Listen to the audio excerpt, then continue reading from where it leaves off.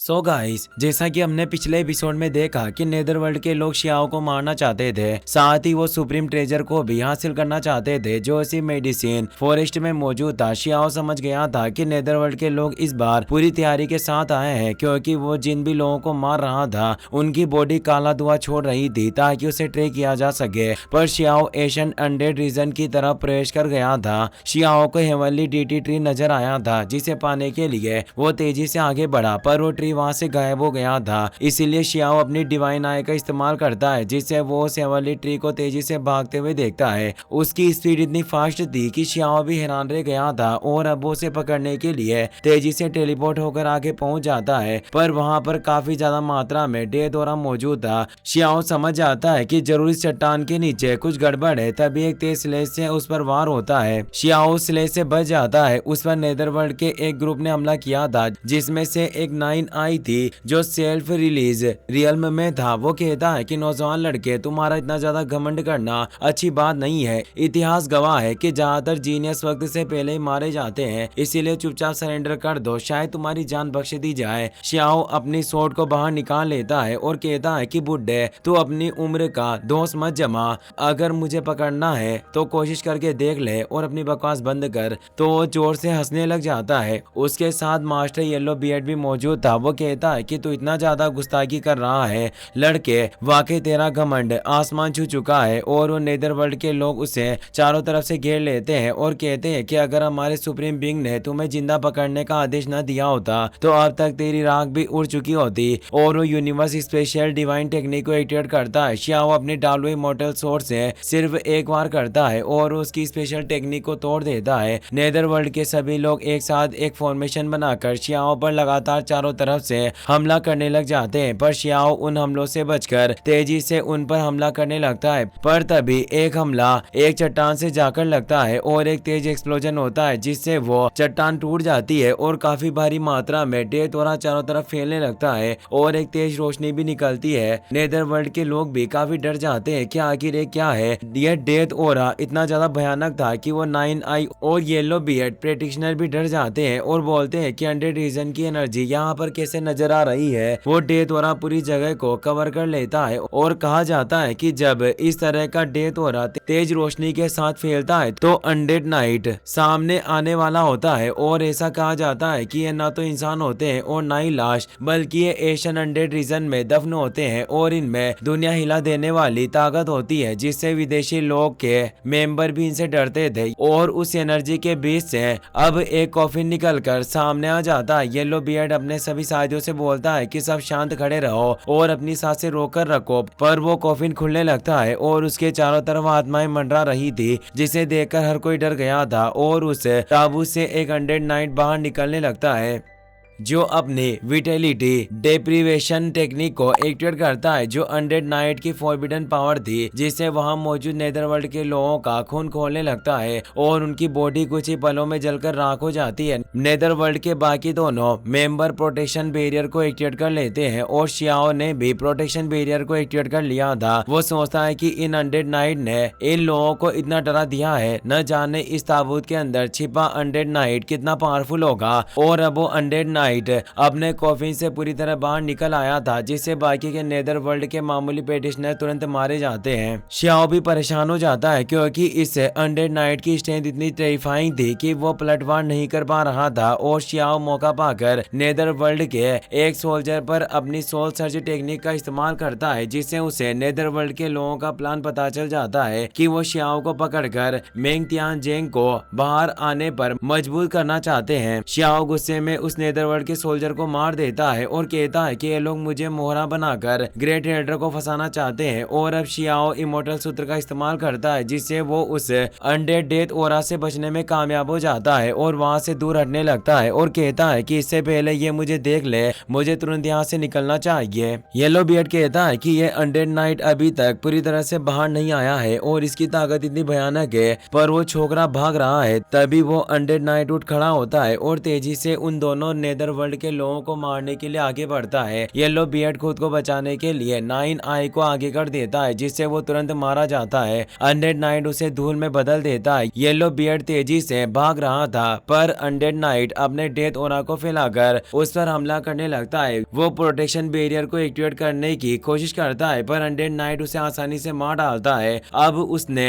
Xiao को देख लिया था, इसीलिए शियाओ भी अनडेड नाइट के सामने आ जाता है। तभी हम नेदरवर्ल्ड के 2 युवा पेटिशनर को देखते हैं, जिनमें एक गोल्डन लाइन होता है और दूसरा गुओंग होता है। ये फॉरेन सर्च स्क्वाड के मेंबर होते हैं, जिन्हें सुप्रीम ट्रेजर खोजने के लिए भेजा गया था। गोल्डन लाइन कहता है कि चाहे कुछ भी हो, हमें एम्परर क्लेन से पहले उस खजाने को हासिल करना होगा, और वो तेजी से आगे बढ़ रहे थे।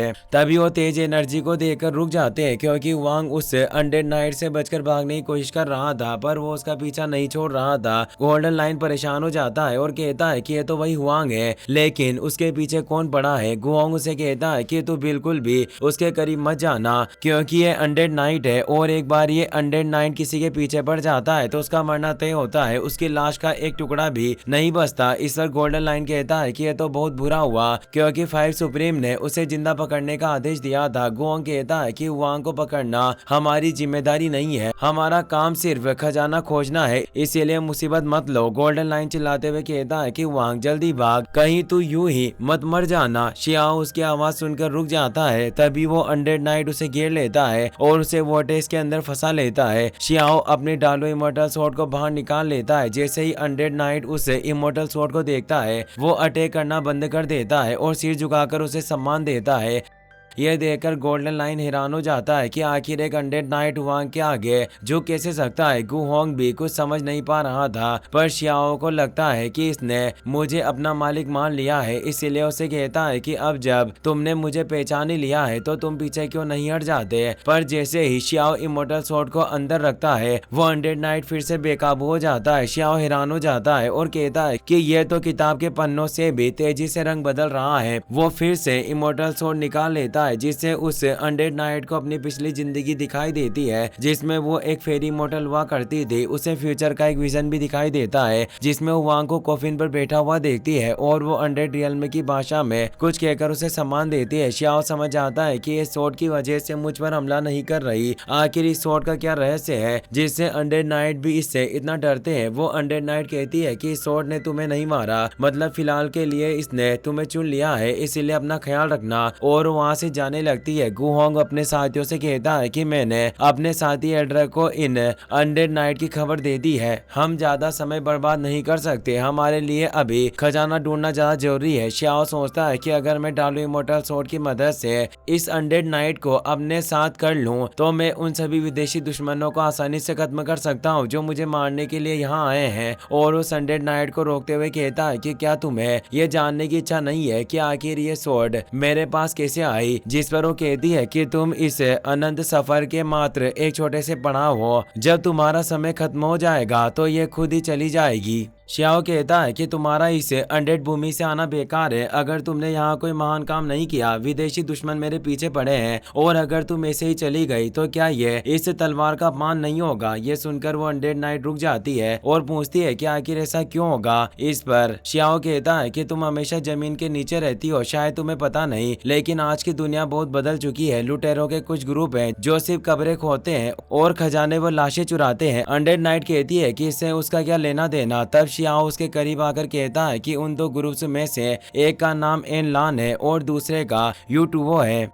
वो इन विदेशी दुनिया के पेटिशनर का नाम लेते हुए भी सावधान रहता है। फिर कहता है कि क्या तुम जानती हो कि उनका शौक क्या है। वे अनडेड नाइट्स को इकट्ठा करते हैं, खासकर वो यूटुवो। अब अनडेड नाइट को उस पर शक होता है, इसीलिए वो अपनी ट्रूथ सीइंग आई टेक्निक का इस्तेमाल करती है। शियाओ आगे कहता है कि वो यूटुवो लाशों को सजावट के तौर पर रखता है, अगर मैं मर गया और ये तलवार उनके हाथ लग गई तो वो इसका इस्तेमाल कब्रें खोदने के लिए करेंगे। ये अनडेड एरिया तो उनके लिए एक बगीचे जैसा है, जहाँ से वो जिस ताबूत को चाहे निकाल सकते हैं और जहाँ चाहे सो सकते हैं। मैं अकेला उनसे लड़ नहीं सकता, वरना अब तक उनकी जान ले चुका होता। यह तलवार मेरे पास है, इसीलिए मेरे अंदर कम से कम इसके लिए सम्मान तो है, लेकिन अगर ये उनके हाथ लग गई तो बहुत बुरा होगा। इसीलिए क्या तुम मेरे साथ इस तलवार की रक्षा करोगी? अनडेड नाइट शांत होकर कहती है कि मेरी आंखें सच और झूठ को पहचान सकती है, तुम्हारी बातों में आधा सच है और आधा झूठ। शियाओ थोड़ा नाटक करते हुए कहता है कि ऐसा नहीं है कि मुझे इमोर्टल स्वॉर्ड की तुम्हारी परवाह नहीं, बस मैं मजबूर हूँ। आखिरकार अनडेड नाइट मान जाती है और कहती है कि ठीक है, मुझे रास्ता दिखाओ। यह सुनकर शियाओ खुश हो जाता है और उसके साथ आगे बढ़ने लगता है।